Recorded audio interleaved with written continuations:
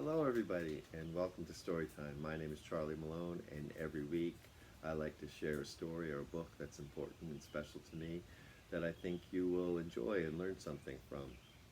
Today is the 4th of July, and the book I chose is The People Shall Continue by Simon Ortiz, and it's a history of the indigenous people of the United States, or of the place that came to be called the United States. I hope you enjoy. The People Shall Continue. Many, many years ago, all things came to be. The stars, rocks, plants, rivers, animals, mountains, sun, moon, birds, all things. And the people were born.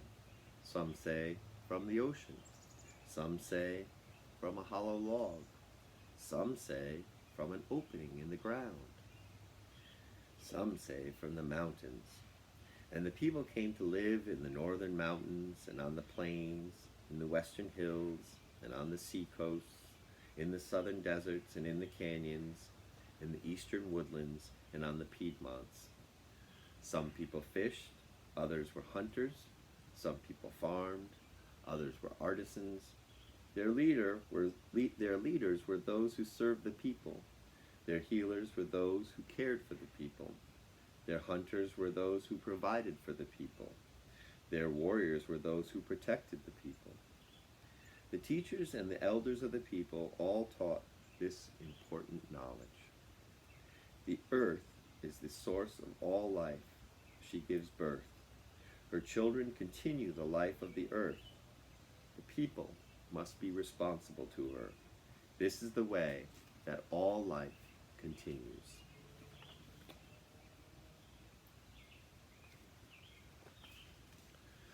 The people of the many nations visited each other's lands. The people from the north brought elk meat. The people from the west gave them fish. The people from the south brought corn. And the people from the east gave them hides. When there were arguments, their leaders would say, "Let us respect each other. We will bring you corn in baskets. You will bring us meat and flint knives. That way we will live a peaceful life. We must respect each other and the animals, the plants, the land, and the universe. We have much to learn from all nations."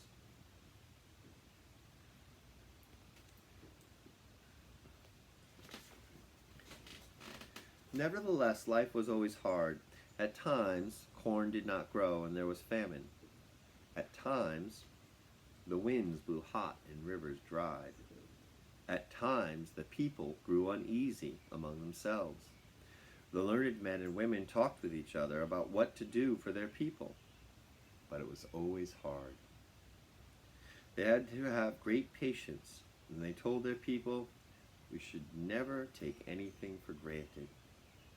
In order for our life to continue, we must struggle very hard for it."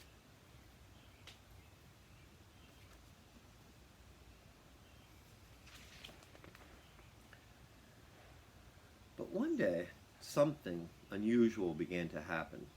Maybe there was a small change in the wind. Maybe there was a shift in the stars. Maybe it was a dream that someone dreamed. Maybe it was a strange behavior of some animal. The people thought and remembered, a long time ago, there were men who came upon the ocean to the western coasts. The people thought and remembered, a long time ago, there were red-haired men who came upon the ocean to the eastern coasts. But these visitors had not stayed for long.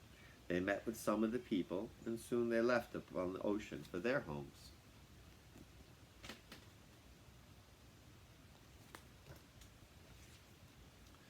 But now the people began to hear fearful stories. Strange men had arrived on the shores of the south. Spanish, these men called themselves. They came seeking treasures and slaves. These men caused destruction among the people. The nations of the south were burned by heedless and forceful men.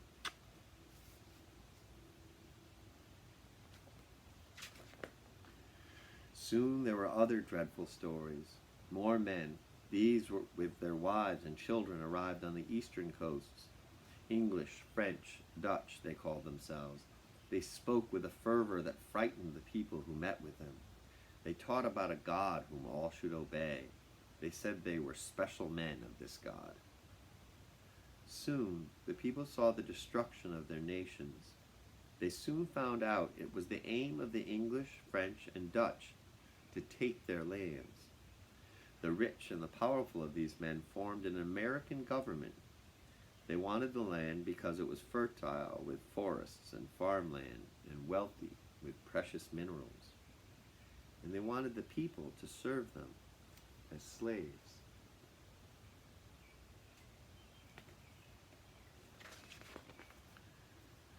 When the people saw these men did not respect them in the land, they said, "We must fight to protect ourselves in the land." In the West, Pope called warriors from the Pueblo and Apache nations. In the East, Tecumseh gathered the Shawnee and the nations of the Great Lakes, the Appalachians, and the Ohio Valley to fight for their people. In the Midwest, Black Hawk fought to save the Sauk and Fox Nation. In the Great Plains, Crazy Horse led the Sioux in the struggle to keep their land. Osceola in the southeast, Geronimo in the southwest, Chief Joseph in the northwest, Sitting Bull, Captain Jack, all were warriors. They were warriors who resisted and fought to keep the American colonial power from taking their lands. From the 1500s to the late years of the 1800s, the people fought for their lives and lands. In battle after battle, they fought until they grew weak. Their food supplies were gone, and their warriors were killed or imprisoned. And then the people began to settle for agreements with the American government.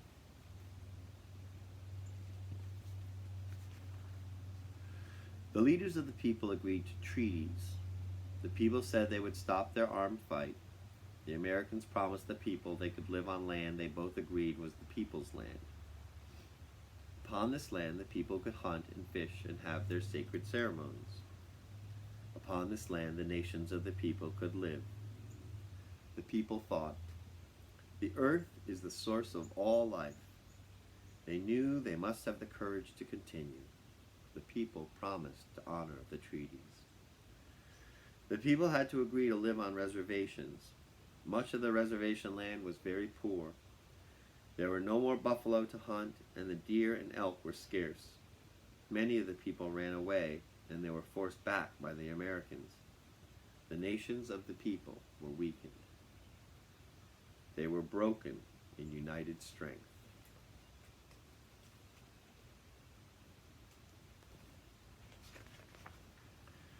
Soon more Americans came. They were gold miners, railroad men, outlaws, missionaries, ranchers. They wanted the rest of the land the people had. Treaties were broken by them, and the reservations grew even smaller. The Americans sent government agents. They told the people they could not live the way they had before. The missionaries asked the government to put a stop to the sacred ceremonies, the dances and the songs of the people. The government agents gathered the children. They took the children to boarding schools far from their homes and families. The children from the west were taken to the east. The children from the east were taken to the west. The people's children were scattered like leaves torn from a tree. At schools far from home, the children were taught to become Americans. They learned to be ashamed of their people.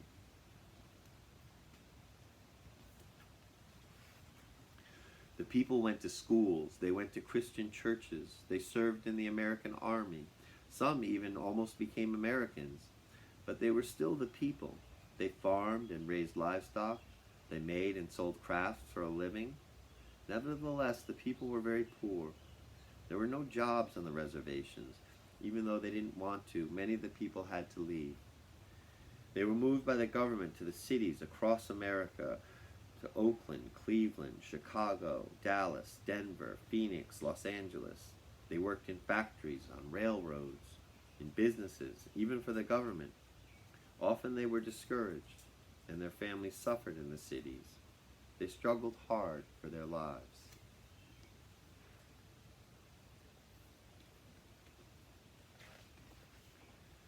All this time, the people remembered. Parents told their children, you are Shawnee, you are Lakota, you are Pima, you are Acoma, you are Tlingit, you are Mohawk, you are all these nations of the people. The people told each other, this is the life of our people. These are the stories, and these are the songs. This is our heritage. And the children listened. This has been the struggle of our people. We have suffered, but we have endured, the parents said. Listen, they said, and they sang the songs.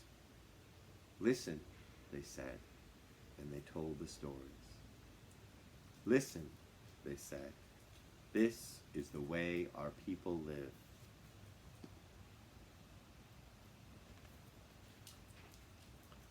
All across America, the nations of the people were talking. The Cheyennes in the cities and the Navajos in the country, the Seminoles in Los Angeles and the Cherokees in Oklahoma, the Chippewa in Red Lake and the Sioux in Denver. Everywhere, the people on the reservations, in small towns, in the large cities, they were talking and they were listening. They were listening to the words of the elder people who were speaking. This is the life that includes you. This is the land that is yours.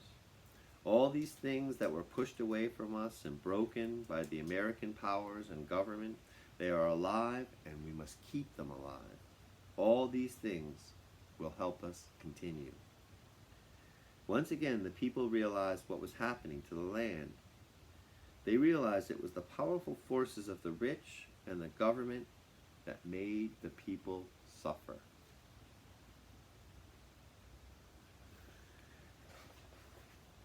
The people looked around them and they saw black people, Latino people, Asian people, many white people, and others who were kept poor by American wealth and power.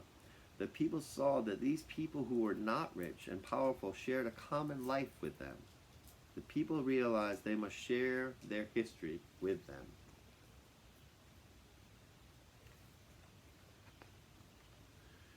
We shall tell you of our struggles, they said. We are all the people of this land. We were created out of the forces of earth and sky, the stars and water. We must make sure that the balance of the earth be kept. There is no other way. We must struggle for our lives. We must take great care with each other. We must share our concern with each other. Nothing is separate from us. We are all one body of people. We must struggle to share our human lives with each other. We must fight against those forces which will take our humanity from us. We must ensure that life continues. We must be responsible to that life. With that humanity and the strength which comes from our shared responsibility for this life, the people shall continue.